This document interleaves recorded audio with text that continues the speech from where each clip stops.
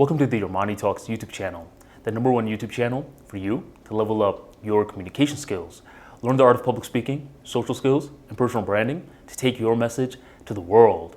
For today's episode, we're entering the world of public speaking, and I'm going to be sharing my Holy Trinity framework, also known as the basics of public speaking gestures. Around the 10th grade, I had this high school English teacher named Miss Wilson.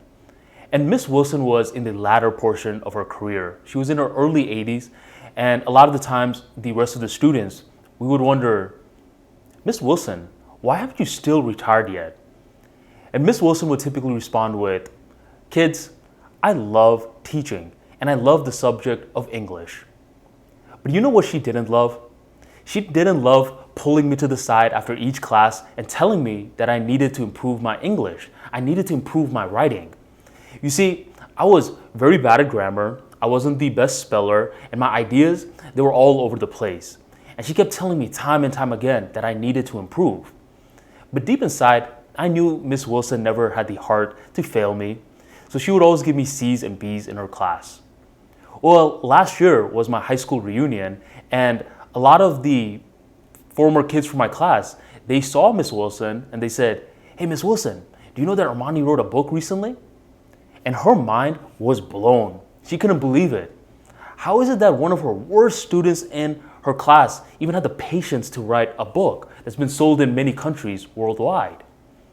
This was something she couldn't understand. And if you were to ask me, a part of me doesn't understand it either. But if you were to ask me to break it down, that's when I could logically explain it. June 2018, I started a Twitter and I started tweeting. And tweeting basically comes down to just creating 140 to 200 character tweets, just your thoughts being crystallized via words. Any bum can do that. So I kept doing it over and over again, to a point where the writing muscle, it got strengthened. After the tweeting portion, I started to create threads. And if you don't know what threads are basically your tweets being stacked upon one another, basically outlining one big idea. After the threads, I started to create daily emails, which were longer. From the daily emails, I created blogs. And after doing these 4 iterations over and over again, eventually the emergent property was writing a book. And you may not believe this, but writing a book was much easier than mastering the fundamentals in these 4 stages: tweeting, threading, emailing, and blogging. And here's where the kicker is. All skill sets, it follows this same framework. No matter what kind of mastery you see someone reach, no matter how competent you see someone in a skill set, it always breaks down into a few core basics and a few core fundamentals. These are the same concepts in the world of public speaking. When I was in Toastmasters, I noticed a lot of the best speakers, their delivery was on point. But when you looked past their delivery, you would see 3 main elements which would stick out time and time again, and those are known as the Holy Trinity: face gestures, tonality, and hand gestures. If you can master these 3 aspects, your public speaking journey will become so much easier. I'm sure you've seen politicians, I'm sure you've seen comedians, preachers, etc., who, when you saw them, you were thinking, whoa, they are very, very good. But if you understand the Holy Trinity, you will be able to dissect their speech to the nitty-gritty fundamentals. Understand the fundamentals, and I guarantee you, you can warp and twist it to cater towards your personality so you can become a great public speaker as well. If you're ready to level up your public speaking delivery, make sure you drop a like right on below, and let us begin. So the Holy Trinity, as I mentioned, are broken down into 3 different components. And typically, these 3 components are the toughest parts in the beginning of your public speaking journey. The reason it's tough is because anytime that you're learning a new skill set, what happens is you're in your head a lot. You're thinking about the logical aspects a lot, sort of like when you were driving. It wasn't natural to click the accelerator, the brake, to turn the car. It was very difficult. So you were very rigid with your movements. And that's the same concept in the world of public speaking. In the beginning of your delivery journey on stage, you have to give yourself a little bit of leniency. Don't be too hard on yourself, because if you are stiff, it's all a part of the process. After you've given, I would say, 3 to 5 speeches, and you've recorded the speeches so you can analyze them back later, you'll notice certain quirks in what you're not doing correctly and what you can improve on. You gotta be able to crawl before you can walk, and you need to be able to walk before you can run. And it's the same principle with public speaking. So let's break down each of the 3 parts. The first one is face gestures. Face gestures is going to be a huge problem in the beginning stage because, as I mentioned, you're going to be thinking a lot. And when you're thinking a lot, your face is going to be like this. It may be a frown and it may be very stiff. You'll notice this. In the Toastmasters world, we call this stone face. Stone face typically happens because you are feeling a lot of nerves and the nerves are paralyzing your face. Work through it by seeing yourself on third perspective view. Record your speeches. And I guarantee you, the more that you record your speeches, the more that the nerves will slowly begin to melt away and you'll become much more fluid. What you'll also notice with this part is when your face becomes stiff, your mouth becomes smaller. When your mouth becomes smaller, it's harder for air to flow through your mouth, which affects the second part, your tonality. Tonality is the second part of the Holy Trinity because humans naturally love tonality. We've heard it's not what you say, it's how you say it. In the public speaking world, it's what you say and how you say it. The what is important for you, and the how, your tonality, is important for the crowd. If your tonality is sounding like this because you're not moving your mouth, it's eventually going to put the audience to sleep. It doesn't matter how entertaining your speech is. If your tonality is not dynamic, then that's going to be a huge issue. What I recommend is you try reading a book out loud, constantly record your voice and listen back to it. If you don't want to read a book out loud, you can try creating audio journals. A lot of the times we write our journals down, but instead of writing it down, some days, switch it up. Get the recorder in your phone, record yourself talking about any particular topic that is interesting to you for that day, and listen back to it. I recommend listening back to it on headphones rather than on speaker because it allows you to become more intimate with your voice. The more that you start to understand your voice, the more that you can warp it towards how you want it to sound. That's the second part, tonality. The third part are hand gestures. If you've ever seen Tony Robbins talk, you'll notice he talks like this. He gets his hand gestures very involved. You obviously don't want to overdo it, but I think Tony Robbins is a great person to just understand because he doesn't overdo it. He has a brilliant way of getting his gestures involved in a way where it makes you pay attention.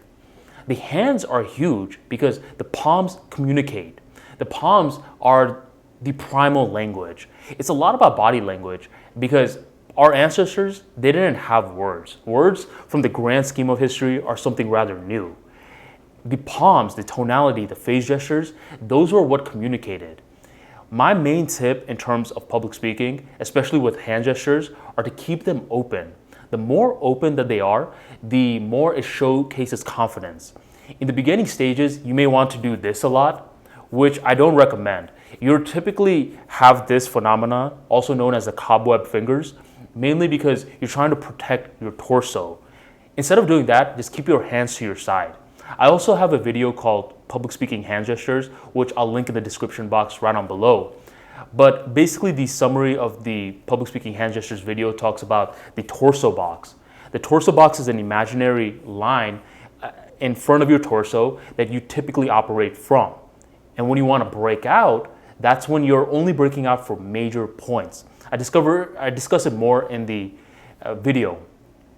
But those are the 3 main components of public speaking delivery. Once you can understand these 3 elements, that's when you can play around with it in different parts and you can add on different aspects. A lot of the times, beginner speakers, what they want to do is they want to run before they can crawl. So what do? Rather than focusing on their tonality, their face gestures, their hand gestures, they try walking all around stage. Walking all around stage before you can do the 3 basic fundamentals is a mistake because now you're going to be sloppy. You're going to be distracting people.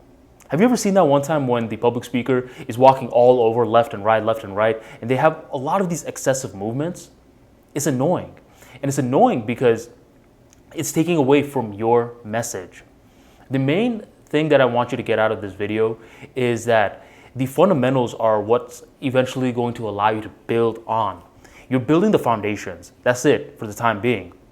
The main thing that I want you to understand is it's okay for your delivery to be stiff in the beginning stages. I'm sure you'll see how stiff my delivery was if you go back all the way in my earlier videos on YouTube, and you'll see how the speeches started to get looser and looser and looser. And be okay with that. Be okay with that, because in the first stage and for all of the later stages, the what of your speech is the most important. What are you saying? How are you adding value to other people's lives? Are you informing? Are you entertaining? Are you trying to make someone question their pre-existing beliefs? Focus on the what. Once you have the what I recommend next is, in your private time, as you're working on practicing your speech, record yourself. And as you're recording yourself, don't ask yourself, well, am I doing it right? Is my voice right? Is my face gesture right? Is my hand gesture right? Instead, focus on going through the what of your speech from beginning to end, then watch the speech back. As you're watching back, now is the time that you want to ask yourself, how is my face gesture? Is my tonality a little too stiff? Are my palms too much covering my torso? Is it behind my back?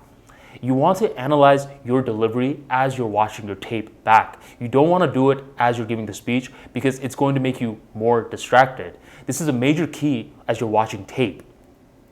But do what I talked about in this video. For your face gestures, keep bringing awareness to your face by watching yourself from the perspective of the audience. That's what the camera phone is for. For the tonality aspect, try reading a book, try recording yourself on tape, recording yourself and hearing it back via headphones, and keep on working on making your voice more musical. And finally, your hand gestures, keep them open and to the sides, because your palms speak volumes to the audience's subconscious mind. Keep on practicing these three elements, and eventually you can add on walking around stage, which I recommend the triangle method. I bring that up in another video. The triangle method is when you project an imaginary triangle in front of the stage, you project it wide, and you walk towards each point. You don't want to do that in the beginning stages. It's something that you're going to work up towards. Another thing that you can add in is spinning in circles, going to the audience, getting them activated towards your speech. There's different fundamentals that you will learn from the pre-existing Holy Trinity that I mentioned. Once you learn these three, I guarantee you, it switches your paradigm up, not only in the public speaking world, but in all other parts of the world in terms of communication skills. That's why I love the format for the studio that I have with my YouTube channel, because it forces me to just focus on these three basics.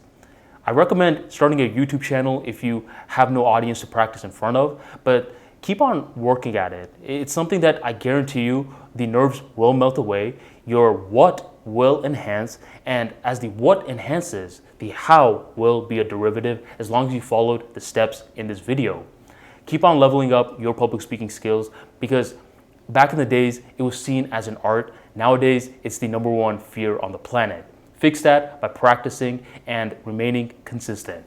For more practical tips into the world of public speaking, so you can level up your ability to get better with words and communicate it at scale, make sure you check out the Armani archives, an in-depth look into the world of public speaking and storytelling. You'll learn how to plan a speech, you'll learn how to deliver a speech, and you'll also learn how to avoid a lot of common public speaking mistakes. Grab your copy in the description box right on below. Thank you for joining the ArmaniTalks YouTube channel, and I'll catch you on the next episode.